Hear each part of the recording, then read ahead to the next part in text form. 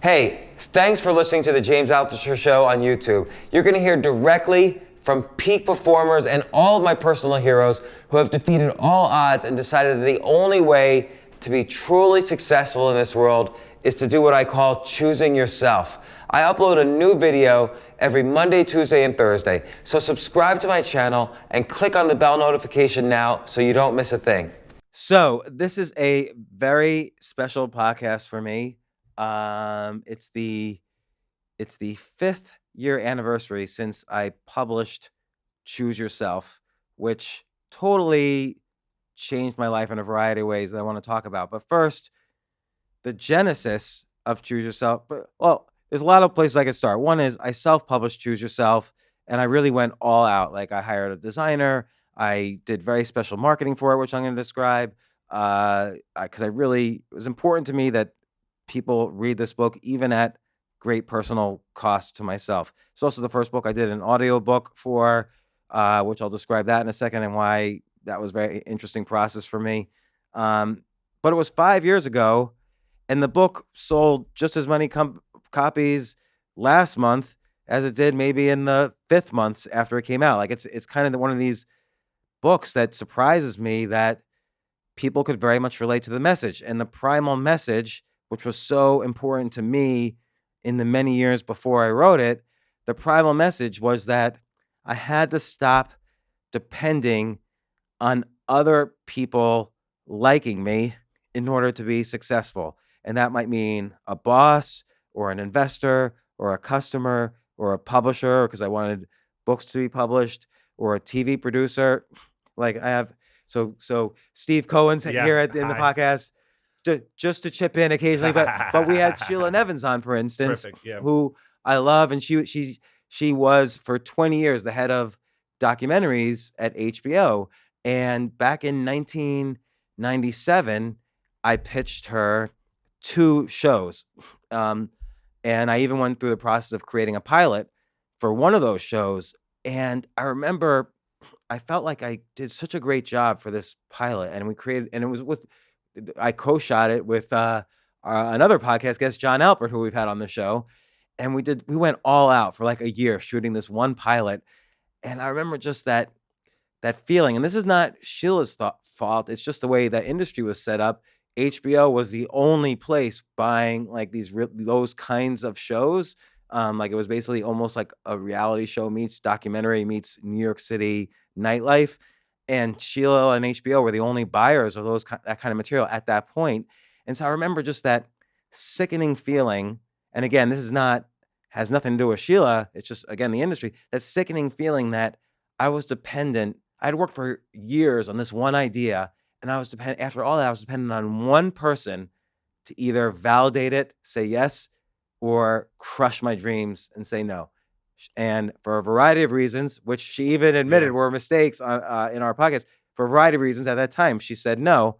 Now, you make the best of everything you could do. It was me feeling sick of that feeling in the TV industry that said, you know what, I'm going to leave HBO and start my own company. And that was my first company. And that led to a whole different path in my life as opposed to making TV shows. How long did you want to leave? How long did it take you before you had the guts to really say, okay, this is a tipping point. I'm tired of having other gatekeepers, and I really want to practice what I preach and take the leap?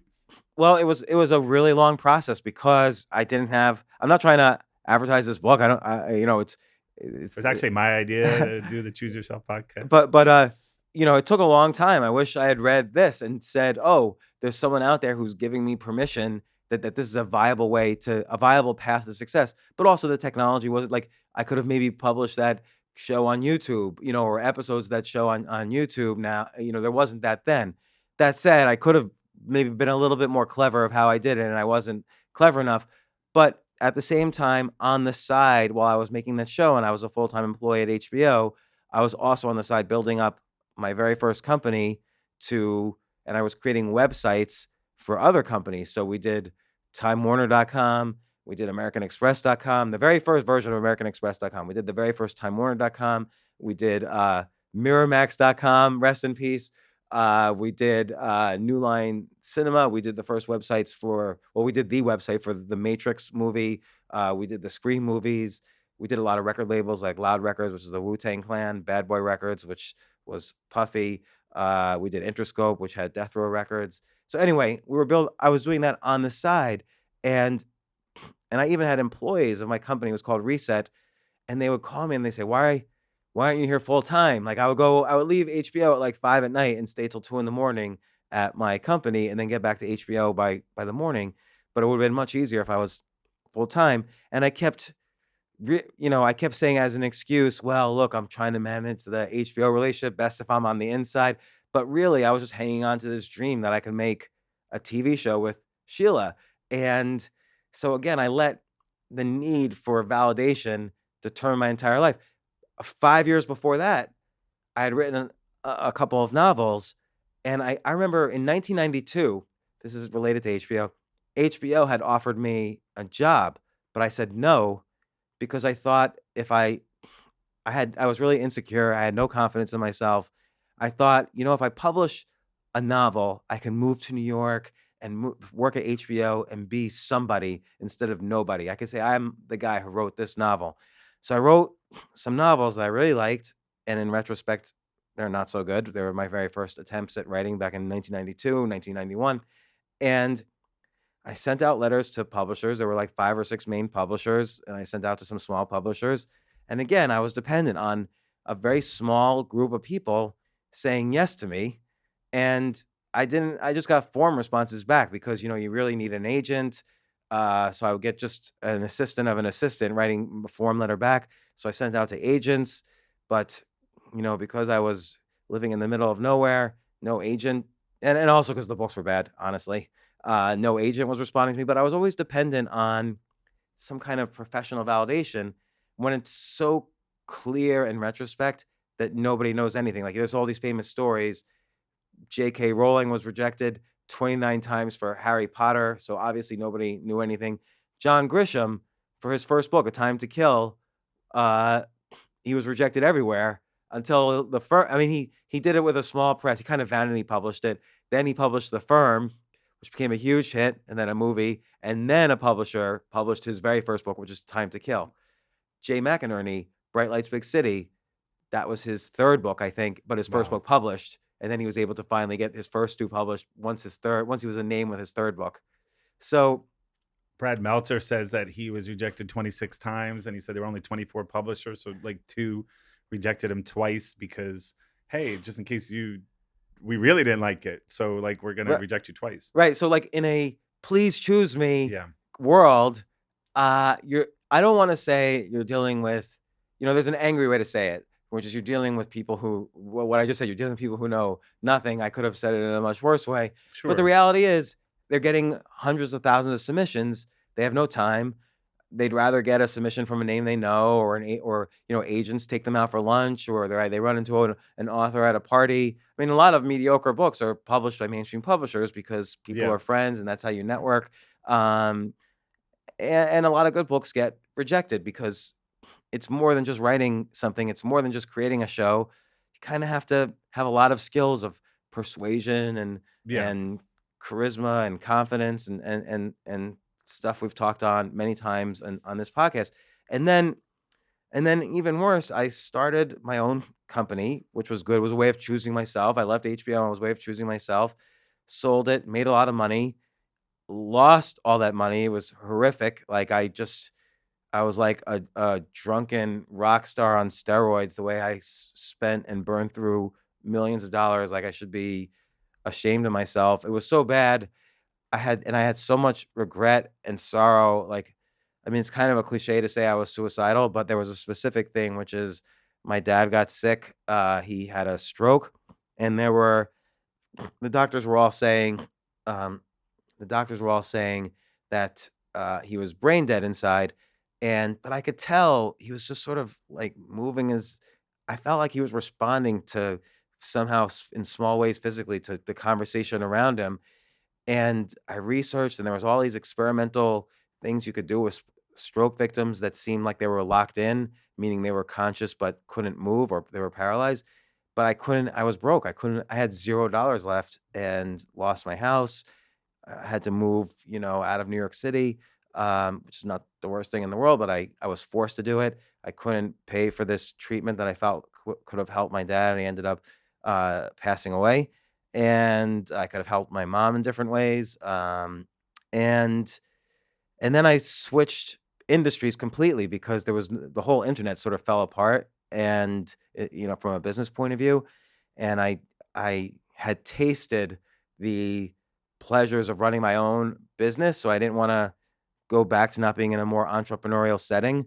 And it doesn't mean I wanted to run a company. I just wanted to be in an entrepreneurial setting, and I fell in love with investing actually, and the hedge fund business. And you could only do things great if you truly love them. But what I did was I also was a software engineer by background. So I wrote software to model the stock markets and make the trades automatically. So it would take the emotion out of it for me.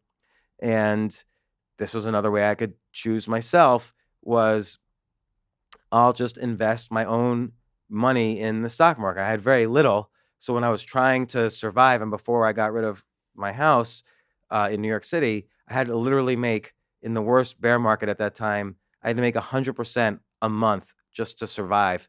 And then So do you think it was a question of like necessity is the mother of invention for you? absolutely, because I had 2 kids running around like babies, and if I didn't do it, I don't know what I would have done. I kind of suspect what I would have done. I had a huge life insurance policy, and I would, Alta Vista was the main search engine. I would Alta Vista, best ways of finding out how to, kill myself or whatever. And, who knows if I would have gone through with it, but I thought that was a viable option while they were still babies. At least they would get, before they remembered me, at least they would get this huge life insurance policy, which is not the way I recommend someone chooses themselves at this point. But I thought that was like my, when you feel depressed and suicidal, it's like a funnel. And at first, it's like you're kind of a marble rolling around a funnel. At first, it's a huge rim that you're rolling around, but then you start getting into the funnel until finally, the boundaries gets tighter and tighter, and then there's just one way out. And that's what kind of getting suicidal ideation, as it's called, feels like, is that you're kind of at the last part of this funnel where I felt I had no options. Now, fortunately, got rid of my house. I lost a ton of money on it, but it gave me a little to survive a few months. And I moved way out of the city, like 80 miles north in the middle of a blizzard. Everybody in my family was unhappy at me at that point, and I couldn't figure out what to do next. But as I mentioned, I was trading. So I said, you know what, I'm trading. Maybe I'll trade for other people. So I started to get involved in the hedge fund business. I had various hedge fund managers actually invest money. But you didn't really have a background in finance, right? I I mean, had you were a zero computer background in programmer finance. in college. And so I had zero background in business, by the way, Yeah. because I made so many mistakes in my first company. Like I told you, we Yeah. made websites for all these great brands. Like it was like we were an ad agency almost. But what I did was, just as like to make that business easy for me and my employees, I wrote all this software to build websites automatically for people, sure. which right now, WordPress is $1 billion, Yeah. is software to make websites for people. My software was essentially at that time just as almost as powerful as what WordPress. I don't want Yeah. to say it's as powerful as WordPress is now, but I even had an ability, because we had clients, we could make these websites, and then the clients could communicate. Like if they ever found an error, they would click through on every page. Like American Express had hundreds of different pages. So different groups within American Express would like look at a page and say, oh, this is wrong. And they would comment. So they would comment on my software, which was attached to the page. Sure. And then emails would be sent to everybody in the right group for that page. Like it was really sophisticated software. I should have called myself a product company and gone public like everyone else did. Instead, we were a profitable company instead of a product company that I should have raised money. I didn't know anything about business. Yeah. All I knew was how to sell a service, and I did that very well. We had great clients. And then I sold the business. How'd you know how to sell? Because you're not even, now you're not incredibly extroverted. And then I can only imagine going back that time. So why do you think you were able to do it? Because you're obviously a bright guy who had computer programming skills. And is it that you just built on what you already had and you got better? Well, no, I mean, And actually, in the book Choose Yourself, so I'll answer your question, but in the book Choose Yourself, I outline kind of all the skills you need to choose yourself, and one chapter is titled Becoming a Master Salesman. So I had never read a single book on sales, like a lot of people read Zig Ziglar or other books on sales. I had never read a single book on sales, but I knew that if I was passionate about something, I could sell it. So if I walked into, American Express, I could meet anybody from the CEO on down and say, listen, this thing you've never heard of, the World Wide Web and the internet, I was so passionate about it. Everyone's going to be using this within 5 to 10 years. You should be the first out there to build a website. Soon all of your business will happen on the web instead of wherever you do it now. So not that I'm such a futurist. This was like the one vision I had. I went to, when I went to grad school, the web just started. Like the first web browser was released. So, and we were one of the first schools to use it. So I knew as soon as the web was released by Tim Berners-Lee, I was already had the skills to program on the web, and which was built on top of the internet, of course. And I was addicted to it. I said, this is amazing that I could write one article, but link to other things, this hypertext thing, and have graphics in it. And, it was a small community of developers then. I was one of them, and I just became passionate about it. So I was able to go to HBO and say, hey, I ran their website. So, but the way I did that, they didn't even know what the web was.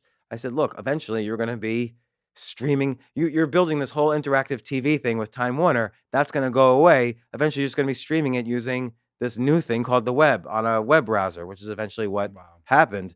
And so they actually, because of me, they bought the domain name HBO.com. They didn't own it. Wow. I don't know if you remember, there was a company in Atlanta called HBO Medical Supplies. Was a big company. I forgot who bought them, but It wasn't Homeboys Only. That was it. Straight at Compton. That was HBO. It was in Atlanta, so who knows? But HBO and company, the medical supply company, owned HBO.com. We were homeboxoffice.com. And so HBO spent $250,000 in 1995 to buy HBO.com. Wow. And then I built HBO.com, the very first one. But that's how I started my company, is I hired my brother-in-law and other people. We built HBO.com, and I sort of managed the process. And HBO for a while was our biggest client, but then we started getting all these other enormous clients. But anyway, then I didn't know anything about this. Also shows you don't really need the traditional. You don't need an MBA to build a business. You don't need to read books on sales to be a salesperson. If you're passionate about something, I'm sure I could have done things differently, like I described to you before. I could have modeled my business differently, and so it would have had a different valuation. I didn't understand things like that. I didn't understand a lot of basic business concepts like valuation or marketing, but I understood how to sell something I was passionate about. And by the way, you shouldn't try to sell something you're not passionate about. Really, the key is when you're passionate about something, you'll know more nuances than the guy you're competing against who's not passionate. But do you think like part of the reason why people feel like you need these kind of MBA or something is to keep people out of it, right? And I think that's one of the benefits of Choose Yourself, which I unabashedly think is an amazing book, and I think it helps so many people, and that's why I'm glad we're doing this. But I think that people feel like, oh, I need an MBA, I need this, I need to have a degree in master's in writing to write a book, or I need this, and it doesn't mean that you should be hubristic about it, but I think it means that you should feel like, no, I can do this too. Show me a best-selling novelist. By best-selling, let's say someone who sold more than 10,000 copies who has an MFA. Actually, 10,000 copies, I could probably think of a couple, but 100,000 copies who has an MFA. I can't think of anybody. And we've had a ton of writers on the show, and we've had a ton of writers who've sold millions and millions of copies. None of their novels, none of them had MFAs. Right. Same thing with an MBA. It's not like Jeff. Well, I don't know about Jeff Bezos, but I don't think he has an MBA. Right. He was working in the hedge fund business, but he didn't have an MBA. Larry Page, Mark Zuckerberg, Mark Zuckerberg dropped out of college. Larry Page dropped out of graduate school. Nobody has an MBA. Maybe things would have been a little different. But when I was investing using software, I didn't know anything about the hedge fund business. I didn't know anything about investing. I didn't know how to model a company. I would say even now, I still don't know many of these things that you learn from MBAs, but I know how if a company's product and CEO excites me and it doesn't look like they're about to go out of business and they don't need a lot of money to stay in business, that's probably, and if I have co-investors who are smarter than me, it's probably a good business. Like if Warren Buffett was to say, "Hey, James, why don't you invest in this little company with me?" I'm not gonna, you don't argue with someone 1,000 times smarter than you. You just say, "Okay, I'll put money in too." So my best angel investments, and this is skipping ahead many years, but I've made a lot of money from investing in private startups. But 100% of the time, I would fail if I was the only investor, and 100% of the time, I would succeed enormously if someone much smarter than me was investing. So we've had Peter Thiel on the podcast. Peter Thiel, I've co-invested with on several occasions. He was the first investor in Facebook. I wish I had invested in that, but I've followed him into a couple of things, and they've always done amazingly well. And that type of story has really worked well for me, allowing me to choose myself in investing without getting an MBA and investing. I've read 1,000 books on investing now, and I've invested in other hedge funds and interviewed other hedge fund managers when investing in them. So I've learned every investing strategy, but I learned directly from them as opposed to being taught by a professor who didn't know anything.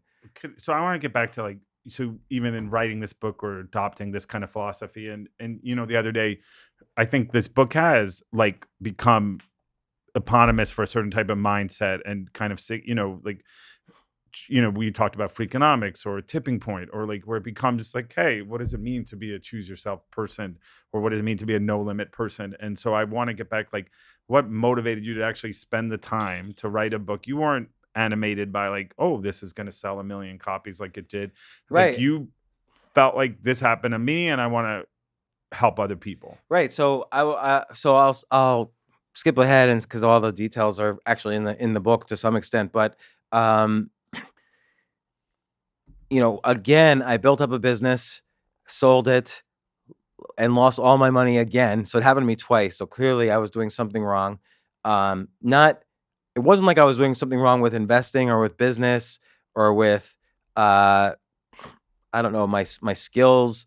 Like I had the skills to make money, but somehow personally, I was falling apart every time I was close to or I achieved some degree of success. And so in addition to kind of these external ways of, not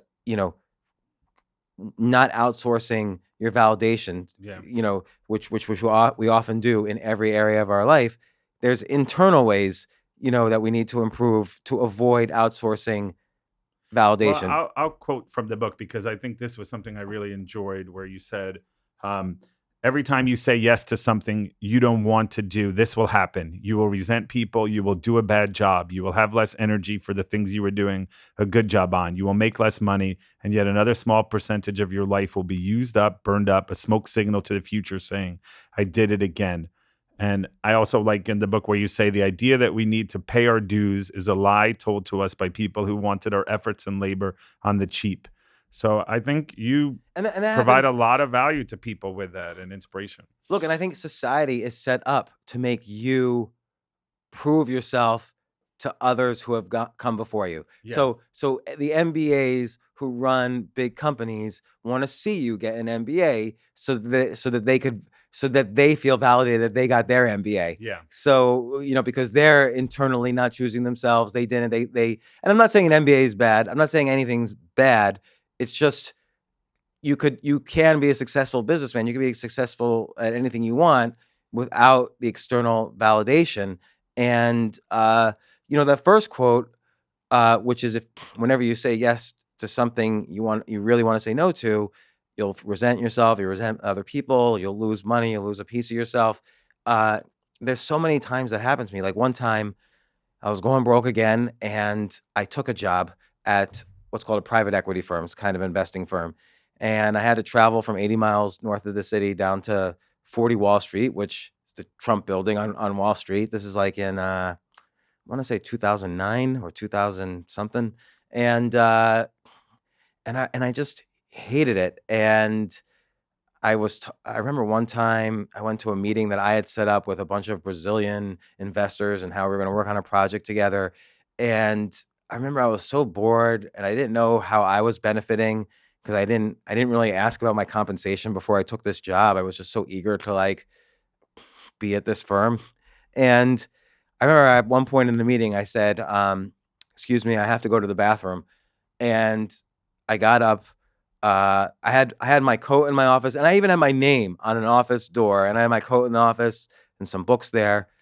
I didn't go to my office. I just went to the elevator bank. I went all the way down. We were like on 60 floors up. I went all the way down, and I took the subway to Grand Central. I took the train to Cold Spring, New York, where I lived at the time, and I never went back. Oh, wow. And this is my problem. I didn't even quit. Like they kept writing me for months afterwards, wow. like, James, where are you? Because they appreciated some of the skills I brought to the table, Wow. like software, and I had a certain amount of It's kinda like persuasiveness. And the opposite of the George Costanza, where he yeah, got fired and he just showed up anyway. which by the way, is the true story about Larry David and Saturday Night Live. So Lorne Michaels didn't take a story idea or a sketch idea from Larry David, and Larry David got so upset. He's like, I quit, and he walked out. And then he regretted it over the weekend. Everyone said, just show up on Monday.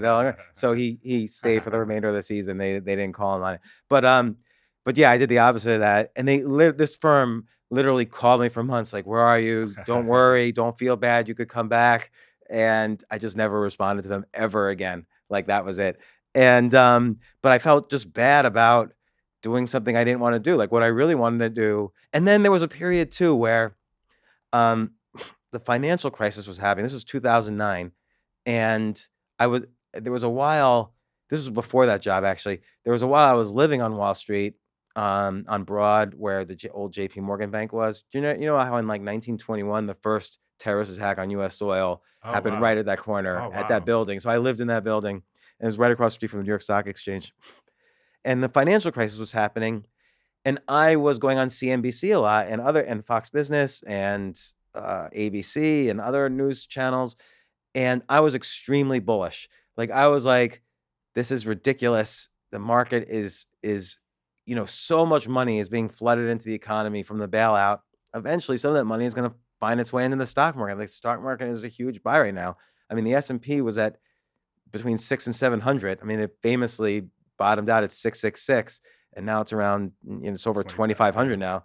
But CNBC and all the places I would normally publish, like TheStreet.com, the Financial Times, CNBC, Forbes, they stopped calling me. Like, so CNBC, I lived right across the street from their studios in the New York Stock Exchange.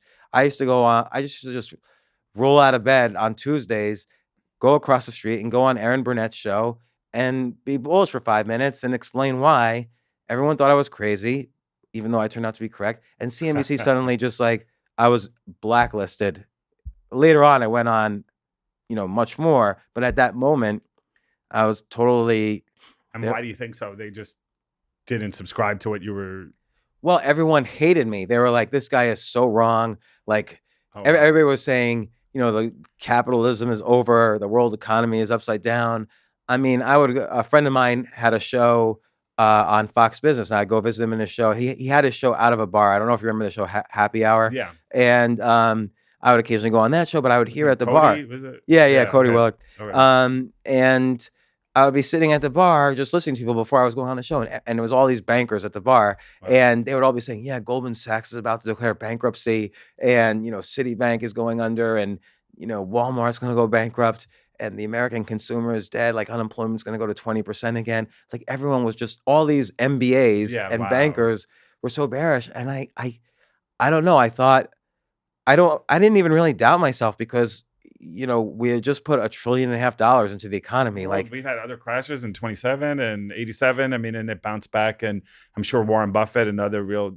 Yeah, Warren Buffett had just invested like, I don't know, hundreds of millions in Goldman Sachs. Yeah. So it wasn't like, and it's not, and we weren't, the big argument against the bailout was, okay, we're going to experience inflation. Well, there was no inflation happening. Like there was zero inflation. So the only thing, something had to go up, had to be the stock market. And looking back, do you think this solidified your belief in yourself, saying, you know what, all the cognoscenti and all these people over there, you know, they seem to have all the bona fides and Absolutely, but one formula always works is that I'll say something like I would say then, everyone would not only laugh and say I was wrong, but I don't know if it was because maybe I had like a weird look or something, but people would just hate me. Like I would get hate mail after those moments, or on Twitter it would just be, oh, that idiot yeah. is on CNBC again. Why do they let that homeless guy on CNBC? Like, does I look like a homeless guy? There was a website I won't mention because they constantly trash me. There was a website that would just write article after article trashing But me. you know what? It also says, like we've said, like if you're a threat, you're a target. So you're threatening their beliefs in certain ways. So that's why. But yeah, it's interesting. Well, even Yeah. when in 2010, when the market was down 20% or 30%, I would go on CNBC because I was off the blacklist. I would go on CNBC again, and I remember I was debating Nouriel Roubini, who was a famous PhD economist called Dr. Doom. He was always bearish, and I was debating him, and I said the market's going to go straight up from here. He said the market's going another 20% down. That was the bottom. The market has never been that low again. And this was in the summer of 2010. I think it was literally July 5th, 2010. But I remember leaving CNBC and my mom called me and she said, maybe you shouldn't smile so much. Like so many people are upset and, you know, they're scared. And I'm like, yeah, but they should be, I'm optimistic. They should be happy. This is an opportunity. Yeah. And Nouriel Roubini to this day, even though he was 100% wrong, I'm not going to say anything. I'm not going to say anything about anybody. But But that I think getting back to like it, I think it probably made you realize like, okay, like William Goldman famously said, nobody knows anything. And yeah. but I think a lot of people, it shows you also our cognitive biases and stuff, but also how we see that in TV news today, where people aren't looking for information, they're looking for affirmation, Or they're looking for entertainment. Which is why most people say they get their news off the Daily Show. Oh, interesting. But you know, I've been wrong about things too. But I've been fortunate. I was right to place my bets on the internet. I was right to that I thought the market was going to go up at the very bottom. I mean, I tell this story in the book, Choose Yourself. There was one day I could see, because I lived right across the street from the New York Stock Exchange. I could see all the traders were going to the New York Stock Exchange, looking at the ground. They were all depressed, you know, because the market was like falling every day. And so I went and I bought like a couple bags of Hershey chocolates. And I just stood outside and I gave every trader walking into the New York Stock Exchange some chocolate, because I realized chocolate, you know, there's scientific research, it boosts your happiness and your risk-taking ability and so on. And it's not bragging if it's true. That was the bottom of the market in 2009. It was March 9th, 2009, when the S&P hit 666. Wow. I'm just jokingly taking credit, but that was that day. But at some point, I got so sick of everybody rejecting me and making fun of me and whatever. And so a friend of mine, Tim Sykes, actually, who's, you know, I still work with to this day on different projects. He called me and he's like, you know, forget CNBC, forget all those other websites. Just do jamesaltucher.com. And I didn't even own jamesaltucher.com. In 2003, someone wrote me, like 7 years earlier, someone had written me and said, I have a birthday gift for you. I bought jamesaltucher.com. Just give me a call and I'll give it to you. Wow. And I never called him because I'm like, what am I going to use jamesaltucher.com for? But I think it was in 2009, actually, I finally returned his email and I said, okay, I'll take it now. And he wrote back and he said, that's the longest response to an email. The longest delay in response to an email I've ever had, but sure, here it is. So I took jamesaltucher.com and Tim Sykes actually hosted it for me. And I just started writing my own stuff. And because I wasn't beholden to any giant media organization, I could write whatever I wanted. So instead of writing about finance, I just wrote all these stories of what had happened to me. Like I lost all my money. I was suicidal. I was depressed. I wrote story after story of all these like crazy experiences I had during those periods. I just wrote the most insane, like the more insane, the better. And what do you think motivated you to do that? Is it kind of like Janis Joplin, like freedom is knowing you have nothing left to lose? Yeah, it was like that. Like I already was kind of banned everywhere. Yeah.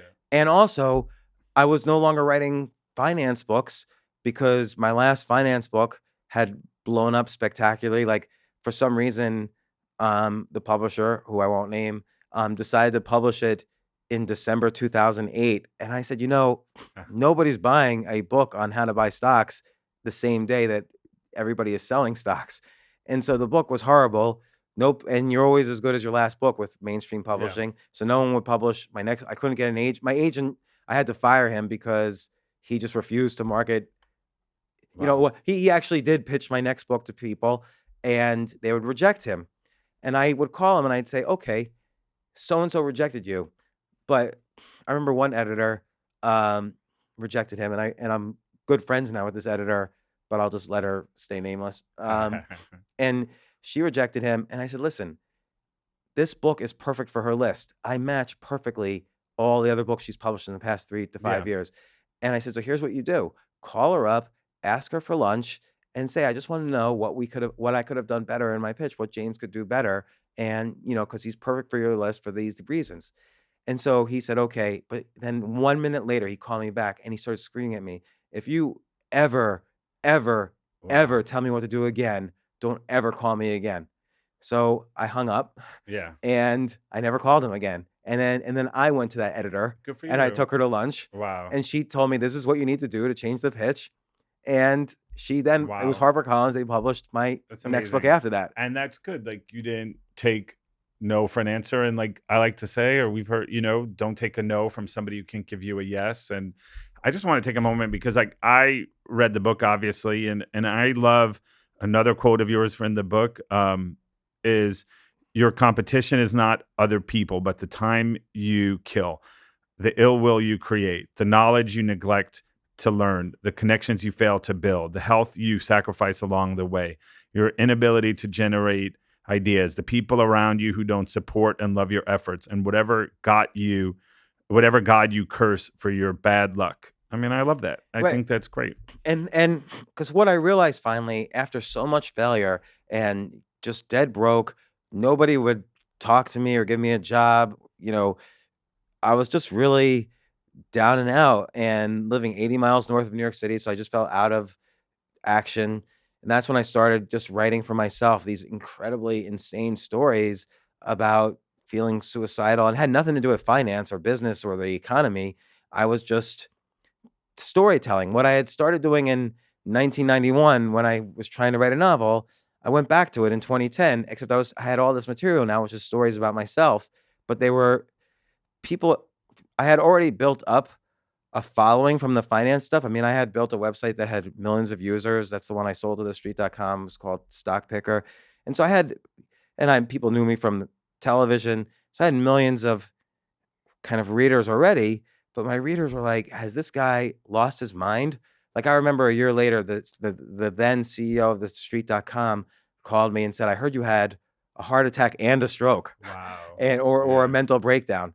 And no, I just started being totally honest. Like, I would write these stories about just living this insane life, blowing all my money, investing horribly, and other investors would kind of trash me on Twitter, but then they would privately write me and say, don't tell anyone, the exact same thing happened to me. Thank you for writing that. Like, literally people who are still well known on CNBC, and like they're considered, great talking heads. I shouldn't hold out CNBC. All the talking heads out there, almost all of them wrote to me and said, yeah, that happened to me. Also, don't tell anyone. One of the things that I do like some of the best writing advice I've heard for writers is, when you write, be self-revelatory, but don't be self-absorbed. And you reveal a lot about yourself, but it's in a way like, okay, like you can get something out of it. And maybe if you want to talk for a moment, because I've seen it at events where hundreds of people will come up to you and say, wow, I really Choose Yourself changed my life. And that's one of the things that motivated me to want to work with you, where that gives you a sense of fulfillment to have people come up to you and say, hey, I really helped you, that your hindsight became other people's foresight.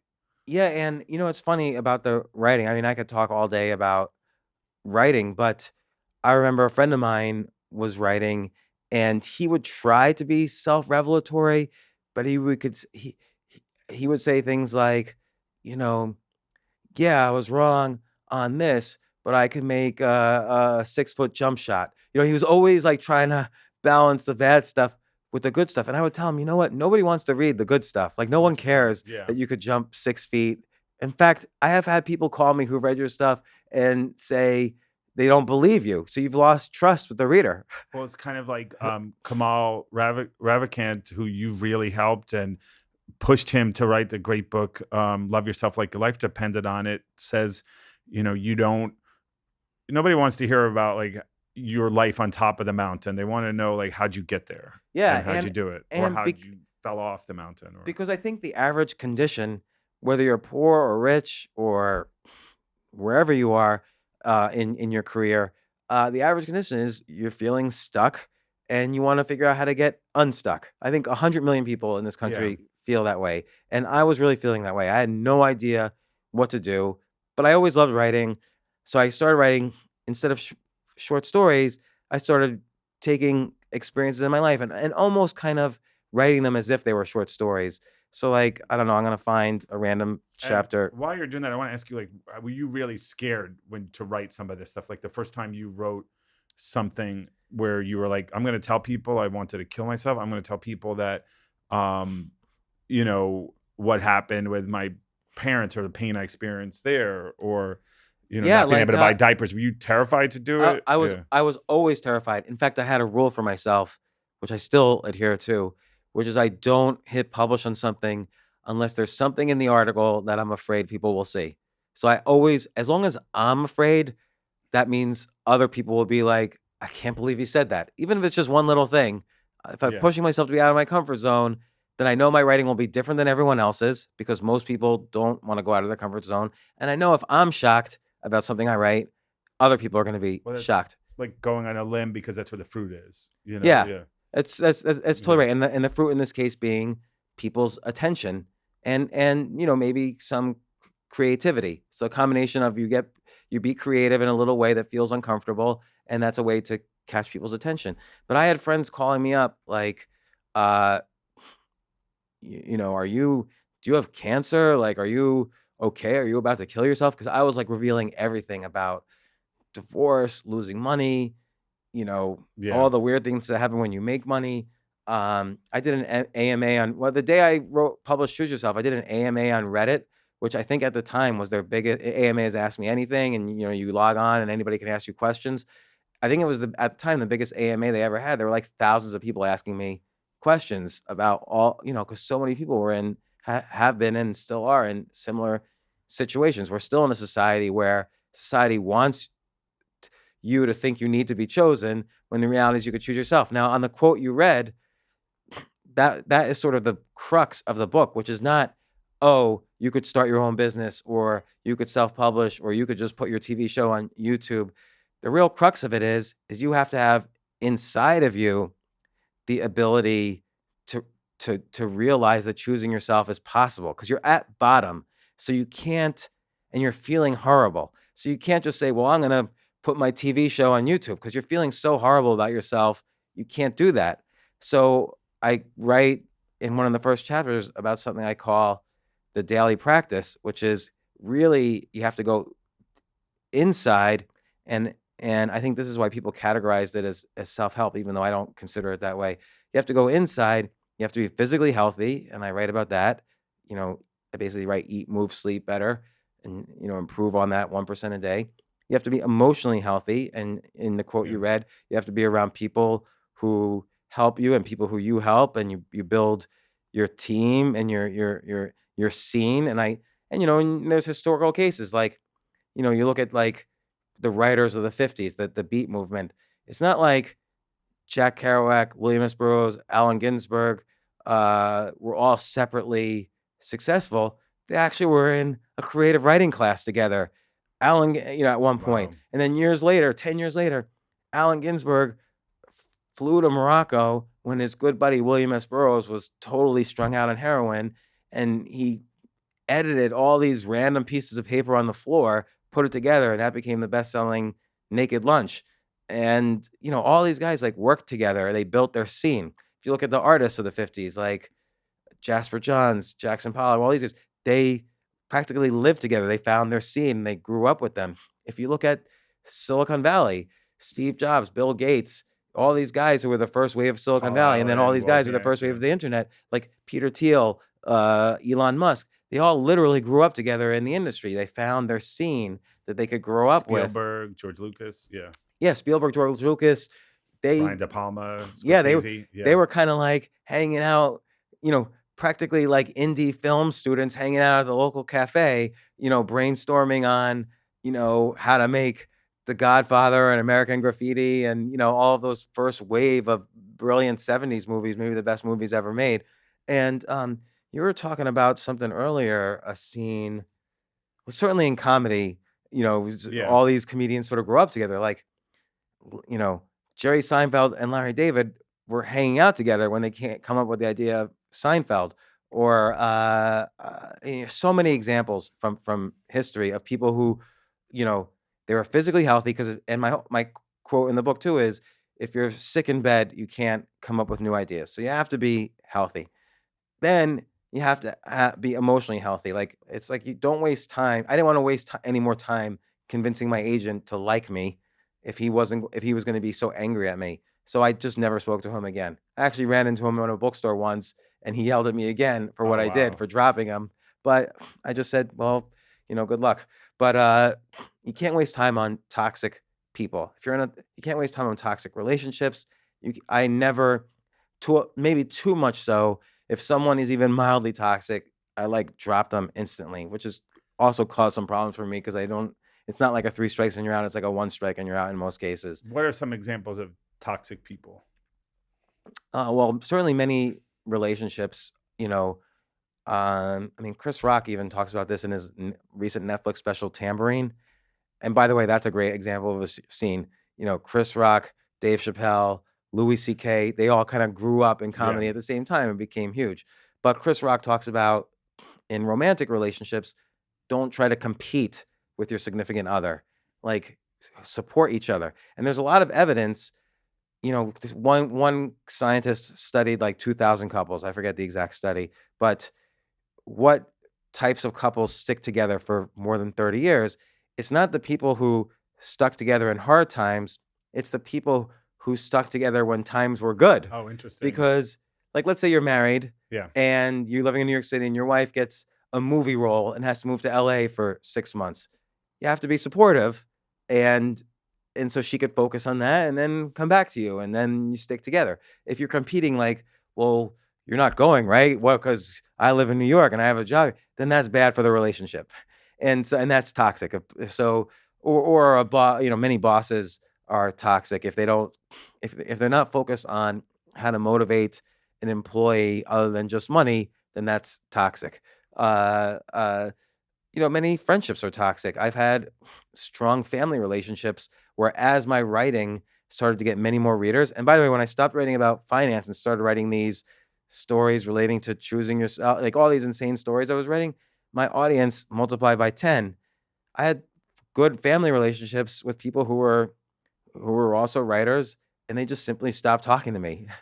Yeah, I think that's the type of people, and we talk about you're the average of the people you spend the time with, and I think I always want to be around people who want the same bright future for me than they want for themselves, not to people who relegate you to something. And there's something Jen Sincero talked to us about, like, where when she was successful, it killed her pal. People like to see you as the sidekick or the kind of person who might be inept at certain things. They don't want to see you. Yeah, like when I sold my first company, 0 of the friends I had then are still my friends now. Wow. Because then I went down and out. First, I was successful, so that lost a bunch of people. Then I went down and out, so that lost a bunch of people. And, by the end of that, between family members and friends, I lost almost everybody. Yeah. And you have to always, and you can't hold on to the past. Like, you have to be able to move forward and say, look, I need to be around people who are good for me and who I could be good for. This is why, look, I had met you already once. You had me on Good Day New York after the minimalism article about me came out in the New York Times. And you did me a favor. You put me on the same day as Lori Hernandez, who won the silver medal one of the medals in gymnastics.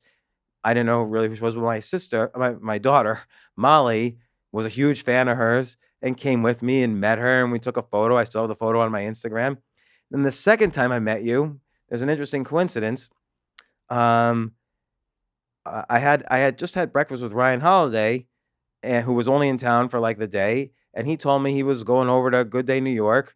And I'm like, oh, I'll just keep you company because you're about to go on TV. Everybody's a little nervous when they're going on TV. So I go there, and we're in the green room, and he was introducing himself to people. I was just kind of laying low, or I was saying to people like Brad Thor, like, yeah, Ryan wrote this, and this. Like I was almost like Ryan's publicist. Yeah. Ryan was even trying to get me to push Yeah. myself a little more. I was having none of that. And because Ryan Holiday has been part of my scene Yeah. for years at that point. And you noticed that, and I like that. I liked how you were very because I think I was like, this is the most accomplished guy here, and Ryan's a brilliant guy. I love his stuff, and I just liked the way you kind of conducted yourself, where you were just happy to kind of go along with him, and that showed me a lot. And I thought that was pretty amazing. And I remember I had all those interns around me, and we were just talking about a lot of different stuff. I remember talking about marketing with Ryan and LeVar Ball. You knew very little about sports, so you didn't. But and I was telling the interns and people around, I was like, guys, this guy's a brilliant guy. Like James, you should open your eyes to say, it's not just the people who have the shiniest, brightest people. There's a lot of value there, and you should. But Ryan had just had one of his books just came out, Perennial Seller, which was a great book, and I wanted him to push it. I wanted to help him. Great. He came on my podcast for that book. But the reason I say there was a coincidence there is that I wrote an article once, which I don't think it's in Choose Yourself. It might be in Reinvent Yourself. Let me just see if it's in Choose Yourself. But the article was called, oh no, it definitely wasn't in here. But the article was called Who is in Your Scene? And it was about this topic. Yeah. And within seconds of hitting publish on that article, Ryan Holiday had wrote me and said, I feel like we're building our scene. Oh, wow. Because Ryan and I knew Tucker Max, Tim Ferriss, we were all kind of doing the same, or not the same, but similar types of things. Lewis Howes, AJ Jacobs, we were all kind of helping each other do things. It's amazing. And but anyway, so this daily practice, I'll just quicken it up, is physical health, emotional health, which is being around good people, not being around toxic people.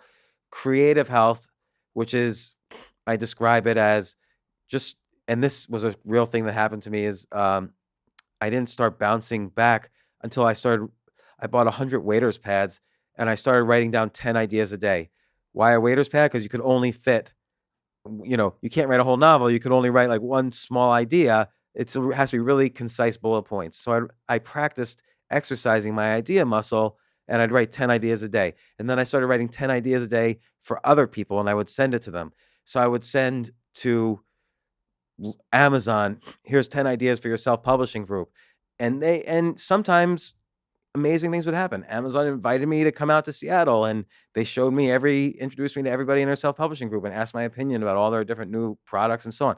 I've flown out to Amazon, LinkedIn, Google. I've met the Quora people. So many companies, the 10 ideas a day, when I send to them, I've gotten benefit from that. Why do you think a lot of people don't want to send ideas like that? They hold on to it too much. I think people have a scarcity complex. They feel like they're not good enough, so that if they have this idea, maybe someone else will implement it or take credit for it. They're afraid that they won't be given credit. The way I wrote a book called The Rich Employee at one point after Choose Yourself, which is if you want to succeed at a job, make sure your boss gets all the credit for everything you do. Sure. And that's what I did at HBO. Is my boss kept getting promotion after promotion once I started, because I would give him credit for HBO.com. He did it. And I would just give, when we would run into the CEO, this is the guy who did HBO.com, not me. And I would just give credit after credit to my bosses wherever I worked. And so I think people feel, the average person, not the average person, but a lot of people feel, oh, if I don't stand up for myself and take credit for what I did or hold on to my ideas, then someone's going to screw me. And you see this a lot in the investing world. I used to be a venture capitalist where people would pitch me ideas. companies would come in and say, oh, we need you to sign a non-disclosure agreement so you can't, this agreement makes sure you can't steal our idea. And I'm like, I don't even know what you're like. Why would I take your idea? I get pitched ideas all day long. Why would I suddenly take this one idea, and you who have been building it for years, maybe, why would I think I could do it better than you? And I would hope that you're passionate enough about your idea that you would think to yourself, oh, anyone who competes with me is going to be crushed because no one's going to know more than me. When I did stockpicker.com, I realized too late there were 5 other players in that particular space. Like, it was like a social media site for investing. Yeah. And I suddenly realized, oh my gosh, I've already spent the money and I'm almost done with this. There's 5 other competitors. I didn't even do any competitive research. But then I thought to myself, who is going to know more about investing strategies, website development, all the top investors than me? No one was able to compete. We were by far the best. It's kind of like choosing faith over fear, like choosing your faith and your ability. Could you explain what Stock Picker was? Yeah, it was just a way to enter in your portfolio of stocks or portfolio of stocks you were interested in. And then I wrote algorithms to match people. It's almost like a dating thing, like match people with portfolios similar. So you would then start to follow other investors similar to you. But I also put all the portfolios of the best investors in the world, because they have to disclose them. So Warren Buffett, Carl Icahn, George Soros, I put all their portfolios on Stock Picker as well. So then you could see, it could be an educational thing. You could do, you could see what stocks was Warren Buffett in, or what stocks is George Soros in. And then I made a message boards, and then I also made a Q&A, so anybody could ask any question and anyone could answer. So I made that feature, and Jim Cramer started answering all the questions. Like literally in between commercials on his show, I could see him answering questions on Stock Picker. So we had millions of users, and Jim Cramer was the most popular user, and I was the second most popular user. And so eventually the street.com bought the site. Terrific. Yeah. So you chose yourself with that company, and it was kind of like the old football coach and owner Al Davis used to say, like, we don't take what the defense gives us, we take what we want. Right. And I'll tell you, I had started 9 around that time. 2 things happened. One is I was running a pretty big hedge fund, and a bank wanted to buy it. But they wanted to, a major bank, but they wanted me to sign a 6-year employment agreement. And if they fired me at any point, like at their own whim, they could just get all the money back. And I wasn't allowed to write. And so I turned that deal down. I realized, you know what? I built this business that was paying the bills and doing well, this hedge fund business, but I didn't create any value, because it was the only thing they were valuing was me, not the business. And so I said, I've got to shut this business down, which I did instantly. Like, you got to if you realize something like that, you got to take action. So the very next day, I sent emails to all the investors, and I said, we're shutting it down. And fortunately, we did that. It was like a year before the financial crisis. And then I started coming up with ideas. I did my 10 ideas a day. I started coming up with ideas for websites. So I built like a dating website. I built like a testing education website. I built all these websites. The only thing that got traction, and my business partner said, you know what? We just had 9 failures in a row. All of them were horrible. We would get no traffic. We just did 9 failures in a row. Let's just give up on this and get back to the hedge fund game. We'll build a new hedge fund. And I'm like, no, let's just try this one other thing, because it's related to investing. We built that, and it just got huge almost instantly. But it goes to show you, having lots of ideas doesn't mean, people say ideas are a dime a dozen. It's actually really hard to come up with a good idea. And then also, it's really hard to, people say execution is everything. It's hard to execute. And execution, once I had a good idea, the next day I would come up with what I call execution ideas. So how am I going to make this website? Well, I had to spec out what each page looked like. That's 10 ideas per page. And so ultimately, by the time this website was done, there were like hundreds of ideas built into this site. Sure. So that's why none of the competition could even come close to me. I had every investment strategy I'd ever looked at for the prior 8 years baked into this website. And we had software running behind the scenes, generating signals for investment and trades. Anyway, It kind of speaks to your skill stack too, like what we always talk about with. yeah, like Scott Adams says, I'm not the best at drawing, but I'm pretty good. I'm not the best at business, but I'm pretty good. I'm not the funniest guy, but I'm pretty good. He combined that, what he calls his talent stack, and what I call idea sex in this book, Choose Yourself, and you become the best at that intersection. And so I always kind of I say, okay, I'm good at investing, and I'm good at all these strategies, and I'm good at software, and I've also been a website designer, so I'm good at design, figuring out how people use websites. I had a web design company, and I have a lot of relationships in the investment space. So I combined all of that and created an enormous website. Could you tell me about some of the people who Which by then I lost all my money after that. I sold that site, made millions, and I burned through all of that. So I hadn't yet internally chosen myself.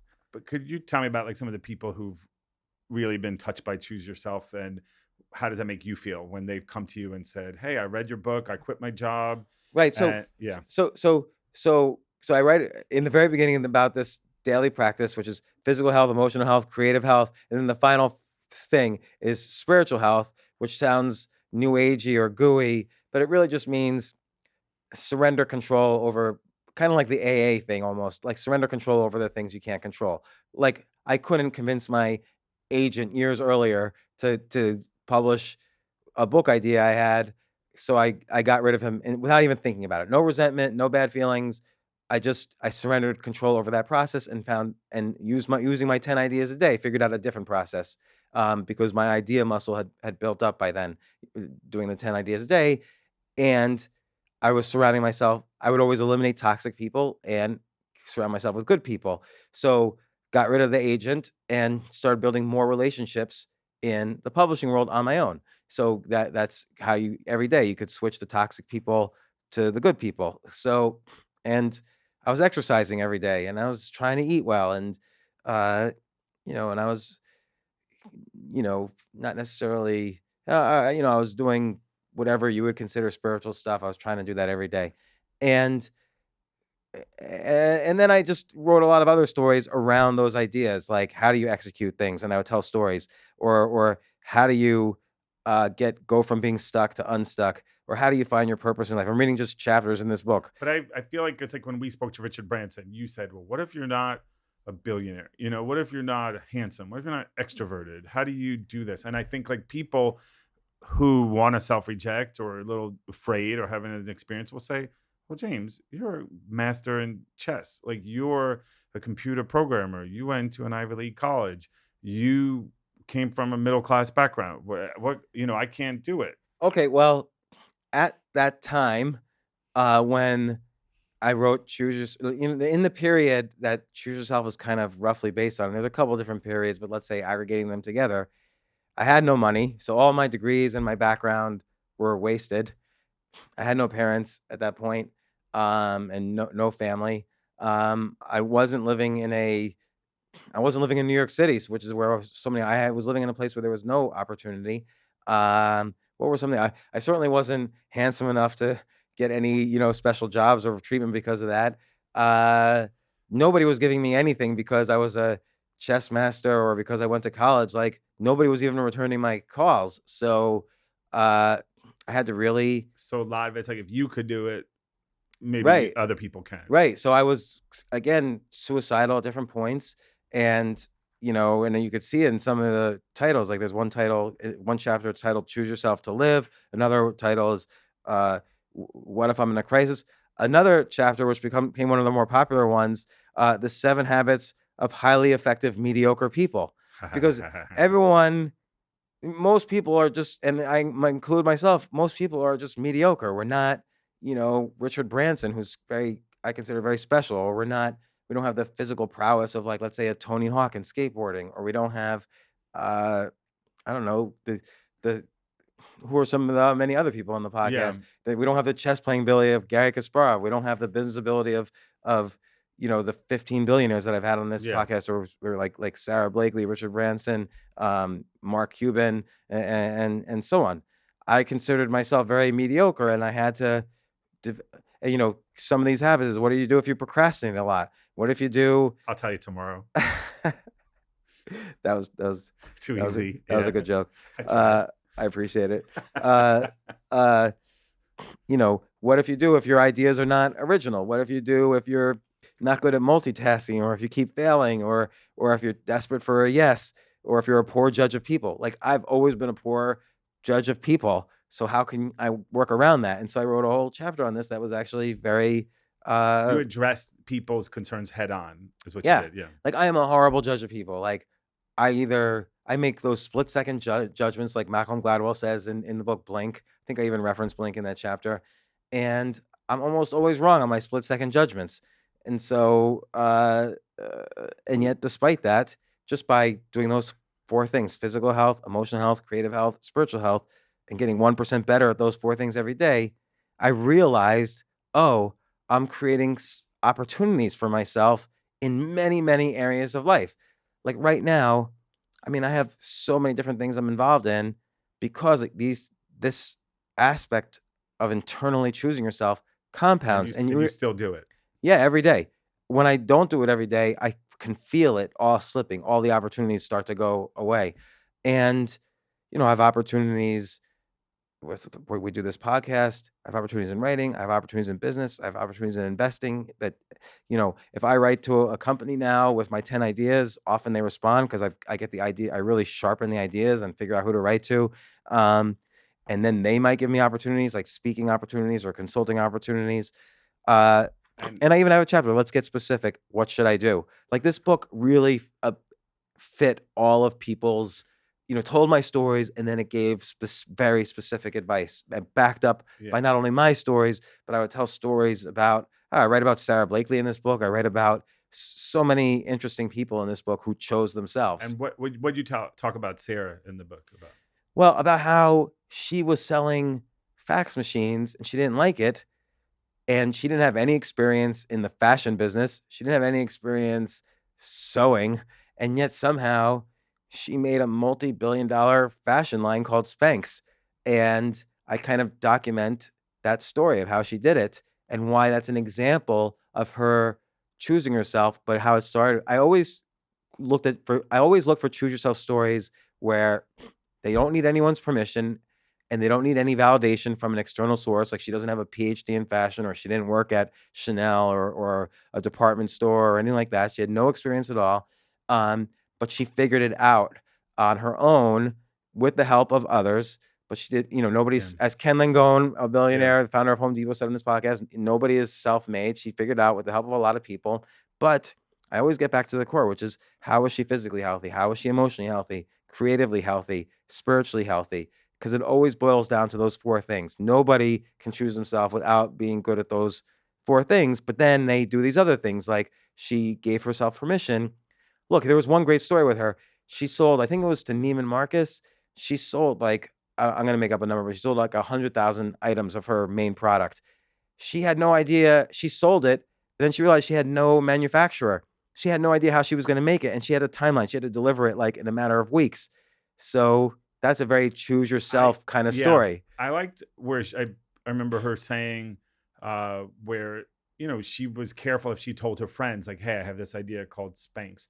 And they might have said, well, Sara, if it's such a great idea, why didn't somebody else come up with it? Or, hey, isn't it just so kind of like pantyhose that's cut off, and so she didn't allow herself to let other she chose herself, and she didn't allow other people to creep in their negativity or their limiting beliefs and for her to adopt them. Yeah. And that's not an example of scarcity. That's an example of being emotionally healthy. Like, she didn't want any toxic opinions to, people are not, it's very hard to give constructive criticism. So even if someone's not toxic to you, their criticism might be toxic because, like any skill, criticism is a skill, and 99% of people, like in any hard skill, 99% of people are not so good at it. So most criticism is destructive and can throw people off. Sara Blakely had this internal sense about that. And so she wouldn't seek out advice because it wouldn't be constructive usually. And I think, and the other thing about Sara is, which she said on our podcast, actually, she said every week her father would sit everybody down for dinner and say, what did you fail at this week? And he wouldn't be happy unless you failed at something and learned from it. So that, you learn when choosing yourself, you're going to get, you're going to fail a lot more than you're going to succeed, because no one's just giving you the red carpet treatment. You have to make every stitch of that red carpet and then roll it out for yourself. And that's hard to do. And you're going to fail a lot at doing it. So you have to be comfortable with sitting with that awful, you don't have to fail to succeed, but you have to get comfortable with sitting with that awful feeling of failure, because then you can bounce back from it. And all these things, I write about all these choose yourself stories. I give specific advice. So, and then even the publication in this book, I had publishers who were calling me every day because my writing was getting all over the place. And I decided I was going to self-publish this, because that's how I was going to choose myself. I didn't need a publisher to take 85% of my profits and then an agent to take another 20% on top of that. The average writer makes about 12% on the wholesale price of their book. So if a book is in the bookstore for $20, the wholesale price might be $12 or $10. You're only making like $1 off of every book. You know how many books the average book, this is a very interesting statistic. The average book that wins the National Book Award. So somebody decides this is the best book written of the past year. Do you know how many copies on average it has sold at that point that it's selected for the winner? No, I do not. Less than 2,000 copies. That's unbelievable. So even if you write a great book because you're super talented and you're validated because someone selected you, someone published you, put you in bookstores, and you were selected by a committee of great writers that this is the best book of the year, you've still only sold less than 2,000 copies on average. Wow. And so I figured, okay, this is a book that I want people to read. I don't want to just get the validation of, oh, this fancy publisher published me and I got on the New York Times bestseller list. I didn't want bragging rights. I wanted people to read it because I felt this could help people. So the very first page, I even wrote, I wrote before the book starts. I wrote before the table of contents. I write a page called "Here's the Deal." I said I don't need to make a dime off this book. Anybody who reads this book and tries these ideas and wants their money back, I will completely refund the money. I gave them like 4 or 5 months to do this. And some of my friends were worried I was going to go broke because, Amazon keeps a little bit of a cut when you self-publish, but I was going to pay back the full amount. And only 1% of the people who bought the book in those 4 months asked me for their money back. And I set up my kids and me, we were like in an assembly line, like writing checks, licking envelopes, licking stamps, until my 9-year-old started crying like she didn't want to do it anymore, and I finished it off. But because there was, 1% was a big number because I sold a lot of copies. But you write. This isn't one of these ineffectual self-help books designed to look good on your shelf. You either read the book and use these ideas, or you shouldn't bother. That's why you have to front the purchase price. But if you can prove to me that you have actually read the book, I will give you your money back. It's an investment that's all upside on your part. So, and this is a testament to those 4 pillars that I call the daily practice. So you know who came up actually with that exact line? Because I was trying to figure out how to word it. Yeah. So Tucker Max came up with that exact line because I reached out to him. I even visited him in Austin to tell him my idea for Choose Yourself. He said, this is great. I'll help you figure out how to market it. He introduced me to an editor who edited it. Then what were your alternative titles? So then because he's very sharp, Tucker, about like titling it and the importance of it. So Tucker, Ryan Holiday, sure, and smart guys. We got together and we brainstormed ideas for the book, and I had 2 choices: Choose Yourself and the Choose Yourself era. Like we live in this era where choosing yourself is possible now because of technology. But I kept thinking that wasn't so good because era sounds like error, so it's almost like the Choose Yourself error. And Tucker said, "Let's go with Pick Yourself." And then Ryan had another title, I forget now. But then what I did was is I made Facebook ads with each title: buy, Pick Yourself now, buy Choose Yourself now. and I put the ads on Facebook, and I gave them each a budget of about $50. And then whichever ad people clicked, the ad clicked to no place, but I could see who clicked on what. Wow. And I think 80% or 70% clicked on the Choose Yourself ad. Maybe like 20% clicked on Pick Yourself. Maybe like 10% clicked on, or 5% clicked on the Choose Yourself era, and then a few percent clicked on Ryan's choice. And so we went, Choose Yourself was clearly the winner. So I went with Choose Yourself. And I hired a designer to design the cover instead of just using a template. And I hired an interior designer to design the interior. Like, I really chose myself to make almost like a mini publishing company. I did everything super cheap, but I still hired professionals. And then Now, I'm Ryan, looking at this cover though, and I don't think it's like world's greatest cover. no, I mean, the cover is the same guy who designed, the book City of Thieves Yeah, by sure. Mark Van. I think it's Yeah. the same cover Oh designer as wow, that. wow. No, because I always wonder what goes into some of these designs, and Yeah, no, know, it's I, neat. It looks kind of cool. yeah, for like those of you that who- was it. It just looked professional. It didn't look Yeah, I like it. it didn't No, I look self-published. It looked like professionally published. Sure. And I used the name of Tucker's company, Lioncrest Publishing, as the publisher, so people wouldn't necessarily automatically assume it was self-published. Not that I was misleading. Lioncrest Publishing did help me publish this. I hired someone working for Tucker to upload it to Amazon and convert it to, so it could be for print and for Kindle. And Tucker gave me good advice on how to make the audiobook. So I read this as an audiobook. And actually, I kind of riffed throughout the whole audiobook, so it's almost like a separate product, because I didn't like reading straight off the page. And so this was really, even though, I wrote it, it was really and then Tucker's kind of editor throughout the years, this guy Niels Parker, he was the editor of the book. So he was a great editor. He's like, why don't you move this chapter here, this chapter there?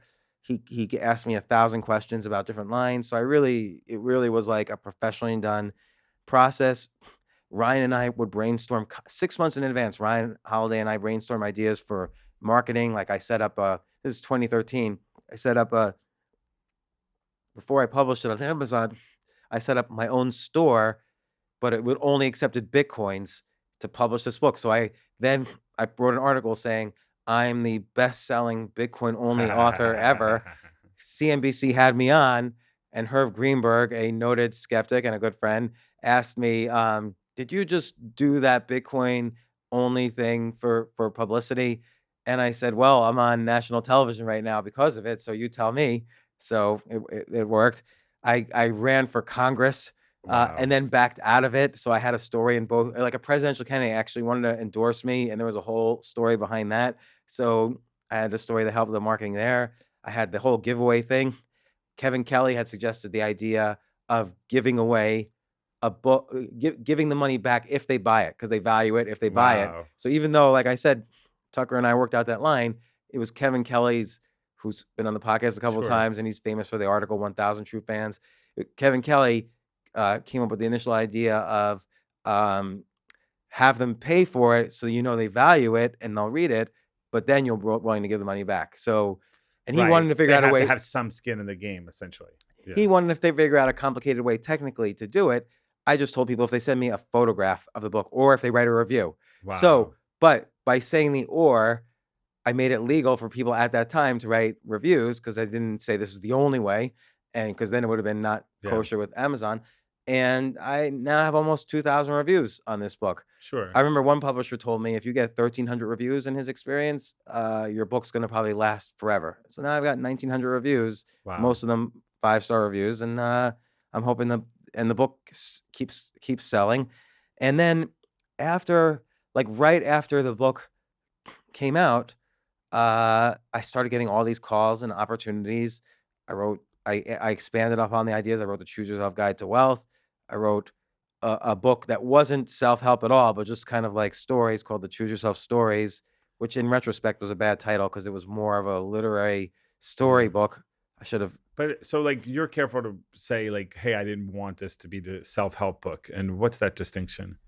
Well, I think nobody knows how to help other people. Like, I sort of feel like there's a little bit of ego saying, oh, read my book and you'll be better. I think the only thing you can do is say, this is what happened to me. This is a story about what happened to me and how I got out of this bad situation. You can either follow this advice or not. This is just my story. And then people could decide on their own. And then you have to write it well enough that they'll want to keep reading your stories. So by me not calling myself self-help, I'm not leaning on that genre to sell copies. People will only read it if they like the writing and are getting actual benefit out of it, instead of, keep reading it like, well, when am I going to get to, learn how to be more powerful or whatever? And the writing's all bad. On most books in any genre, the writing's really bad. So I didn't want to be just that. Now, maybe that hurt me a little bit by not claiming to be self-help, but I did actually, the one book I traditionally published, the only book I traditionally published after this came out, and I've written 7 books since this came out. There's one book I wrote called The Power of No, which I did through Hay House, who is a known self-help publisher. And they called me up the day Choose Yourself was published or the day after, and they said, we'll do any book you want. Wow. And I was just making a joke. I said, let's do The Power of Now, but without the W. And they said, done. And how much money do you want? And I picked a kind of a ridiculous number, and they said, done. And so I wrote The Power of No. And that became a Wall Street Journal bestseller and a USA Today bestseller. But, and then who else called me? I was on a ton of podcasts. I was on all the TV networks suddenly opened up. Every single publisher in the world called me. Every literary agent from the top on down called me. And why do you think, in retrospect, it resonated with all those places? Well, it resonated with them because they saw copies being sold. Like, I was consistently number one in the entire Amazon store, not just with this book, but with not just with Bitcoin. And not just on Bitcoin, but the Choose Yourself Guide to Wealth hit number one. People always say, an Amazon bestseller, it means they were number one in their category, but there's 6,000 categories in Amazon, so you just pick the category, so it's easy. But Choose Yourself Guide to Wealth was number one in the entire Amazon store. Right after it was like a Harry Potter book and 50 Shades of Grey. Reinvent Yourself was number one in the entire Amazon store, beating out all the novels, all the nonfiction, everything. Wow. So agents saw this and other publishers saw this. So this is why I'm calling BS a little on the industry. Oh, they didn't like you until they liked you. Right. Right. Why didn't you call me in 1991 and nurture my career if you thought I had a little bit of talent? Or why did you dump me in 2009 when in the middle of the financial crisis? More reactive than proactive. Right. Yeah. And so in general, I'm a huge fan of self-publishing, and we've had, A, we do a self-publishing course now in Choose Yourself Media, and B, I've done so many podcasts with self-published writers like Hugh Howey, Andy Weir. Most people don't know that The Martian was originally self-published. Most people don't know 50 Shades of Grey was originally self-published. Steve Scott's self-published like 60 books. Hal Elrod with The Miracle Morning, which has 3,000 reviews on it. He's self-publishes an entire series of Miracle Morning books.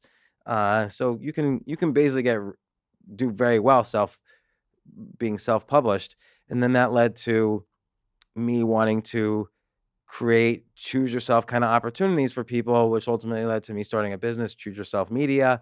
And again, I had a platform, but it was much bigger this time because it wasn't just, hey, what stocks to invest in, but it was like how you can really develop yourself and invest in yourself when you really feel full of doubt. You're at your worst moment. You're full of doubt. You're sick. You're feeling depressed. You have no opportunities in front of you. You have no creativity left. Maybe everyone around you is an awful person. Maybe you think all hope is lost. I think that was my audience. Yeah, and I think it's also instructive that you did that. Like when Arianna Huffington or other people talk about their different metrics to success, and even in the subtitle where you say, be happy, make millions, live the dream. And that should be like, we all should define success for us in what it means. And it's not just external. Yeah. And actually in retrospect now, I wouldn't use this subtitle because I think making millions, you think? Yeah, the making millions is not necessarily important for lots of reasons, and not in the cliche reason that money's not everything. Money is certainly better than having 0. But everyone has a different number.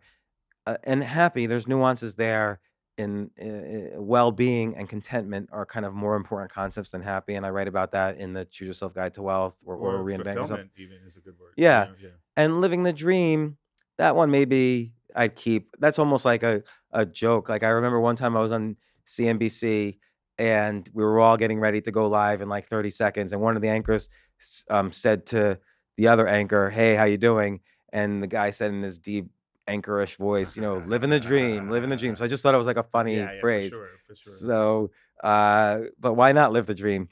And I don't know. So many opportunities came from this book, and so many people read it. And like you say, Steve, we're walking around. People either more. It's funny now. More people now stop me because of the podcast, but for a long time, for many years, people stopped me because of this book.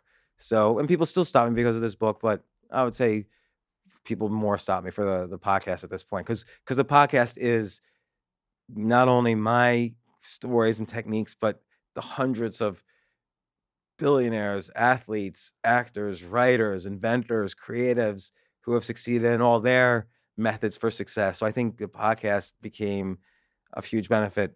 It's which again I base a lot of Reinvent Yourself and then my next book, Think Like a Billionaire, on things that happen in this podcast.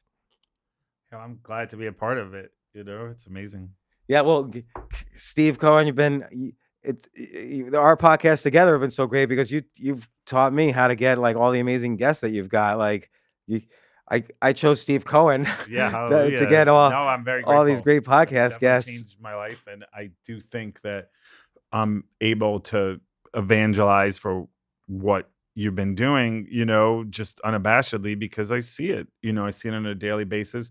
I see how you treat people. I see how you've been successful. And I would say that I always liked, and Dan Coyle wrote the Talent Code and he wrote the Culture Code. But in the Talent Code, one of the things he talks about was how in Korea, this golfer became number one. And it was kind of an ignition for everybody else. Like when you see somebody do it. So I feel like, obviously seeing is believing. Yeah. And I think that I could watch people like you who are like, okay, well, maybe if he can do it, I can do it. I don't have that same talent stack, but why not? And no, everybody does. That's why first off, I have a whole chapter on how to deal with your most common excuses. I mean, most of the book really is answering the objections.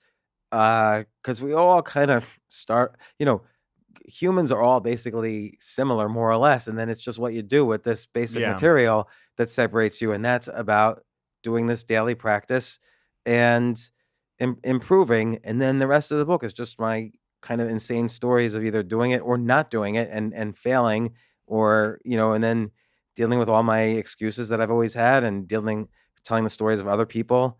I have a story here. I didn't even remember this title. Gandhi chose himself to free an entire country. So I talk about Gandhi's, how he chose himself.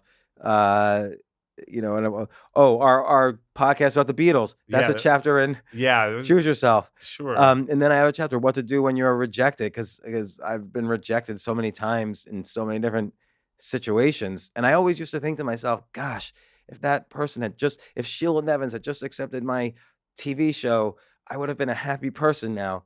But I'm so glad she rejected it because amazing things happened. And it's learning how to roll with all these things and sitting with it. Well, it's like Cheryl Richardson says, rejection's God's protection, so maybe you went a different route. And and I'm thrilled that, hopefully we engender that community that we've talked about, like where we have a lot of great people around us. And, those of you out there, welcome to join us. Well, and by the way, you just mentioned Cheryl Richardson, who's a great self-help writer, actually. Yes. And she's been on the podcast. Yeah. Do you know the very first day I spoke to her was the day this book came out? Oh, that's amazing. She read it and called me to say she had me on her show that day and said, "Come, I love this book." She called me and said, "I love this book. Can you come on my show?" She did a radio show. Come on my show and talk about it. You know who else I was on that day was Mary Lou Henner. Wow. And I spoke at a conference by Derek Halpern, who's kind of a business self-help kind of guy. But he had a really great conference. That video I think has gotten 200,000 or 300,000 views. So a lot of things started happening on that day that changed my life, and it brought together all the people in my life. And it, and even still, I have moments, or lots of moments, of failure, but I just make sure, did I do Kamal? I'll call Kamal, like, I can't believe this one thing happened to me. And Kamal's like, are you doing your daily practice? And so Kamal reminds me, almost like an accountability partner. Are you sticking to what you say? Because it's people give advice, it's hard to follow it. So I have to make sure I follow my own advice and stick to it, or else I fail more than usual. That's great. Yeah, I'm glad to see you're still living choose yourself existence. Well, thanks for, this is the 5th year, 5 years now, almost to the day, since Choose Yourself was published. Next week, I know we're having a party here at Stand Up New Please York come. with podcasts with Ryan Holiday, Q&A, comedians. I chose myself to be a stand-up comic a few years ago, among the many other things I do. And you don't know how many comedians who have been doing it for 20 years have said to me, you cannot do it this way. Like, you have to be doing it for 20 years. You have to build up with the open mics first, and then this, and then this, and then this. And I just skipped right to the front of the line and said, well, I'm choosing myself. And now, no, if you watch, I don't want to say anything. People should come see my act, but I challenge anyone to, separate me out from the people who have been doing it for 20 years. Yeah, no, I think instead of saying why me, you should say why not me. Yeah. Right? You should write that book. Why not me? That'll be your Choose Yourself. Yeah, exactly. So I challenge everybody. The exercise of the day is get yourself a waiter's pad, and you'll see what I mean, what a beautiful object it is. Like, it's a work of art, the waiter's pad. And then just start writing 10 ideas a day. And within a month, you'll really notice the difference. Within 3 months, 6 months, it's like you built this new muscle in your brain. That's incredible.